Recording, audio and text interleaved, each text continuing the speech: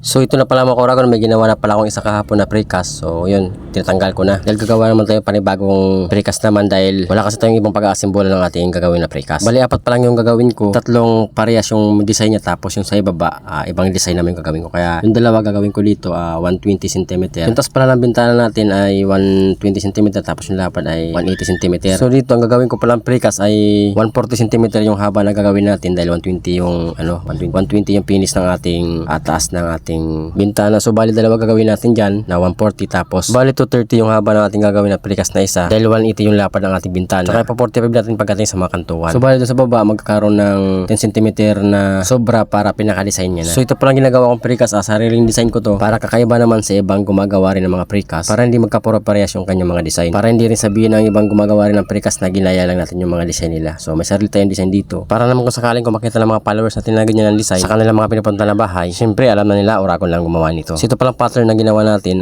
PVC siya na L4, pinainitan ko siya tapos ginagalan ko muna ng tiles tapos hollow blocks para mag-flat. So itong ginagawa natin na precast, nilagyan ko siya ng bakal na 8mm para magkaroon siya ng tibay at para hindi maputol, magkaroon man siya ng crack na konti. Kasi kapag walang bakal tayong nilagay dyan na 8mm, pag yan nagkaroon ng konting crack, sigurado putol na agad yan. So dito, ginawa ko pala to mag-alas 6 na, kaya medyo dumidilim na yung ginagawa natin. May ginawa rin kasi tayo sa Barangay Duran. Bali, kinuha rin kasi akong mag-asintada tapos magpalitada. So pagka-uwi ko, so ito na agad sinunod ko para matapos ko na rin, para may kabit na rin natin sa dito sa Barangay Hall sa may plaza. So, sa paggawa ng precast, kailangan may konting tiyaga ka lang sa paggawa nito dahil paulit-ulit natin itong gagawin o paulit-ulit hinahagod hanggang sa makuha natin yung tamang anggulo ng ating ginagawang precast para makuha natin yung talagang design niya sa ginagawa natin. Basta't paulit-ulit natin sa saboyan ng simento hanggang sa tumigas siya. Pag nakuha natin yung tamang forma ng precast or design, saka naman tayo maghahalong porong simento para pinaka-finish niya. So pipinisin pa natin yan. Hagura lang natin ng haguran hanggang sa makuha natin yung pinaka-finish niya. Talagang tiyaga lang talaga sa paggawa nito. So dito mag-alas 6:30 na nga. So ganun pa rin yung ginagawa natin. Hanggat hindi kasi natutuyo tapos hindi natin nakukuha yung tamang forma niya, hindi natin titigilan yan sa paghahagod-hagod. Hagod ng hagod lang. Kahit nga pagod na tayo sa maghapon na trabaho, bilad sa init. So pag-uwi natin ito, gumawa pa rin tayo ng precast para may kabit na rin natin dun sa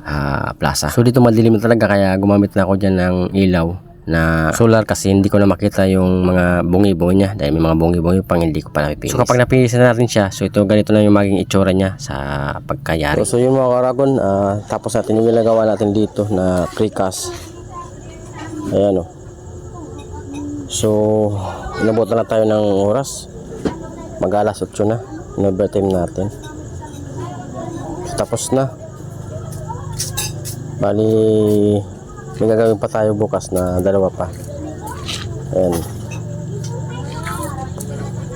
Tapos na natin ito ngayon.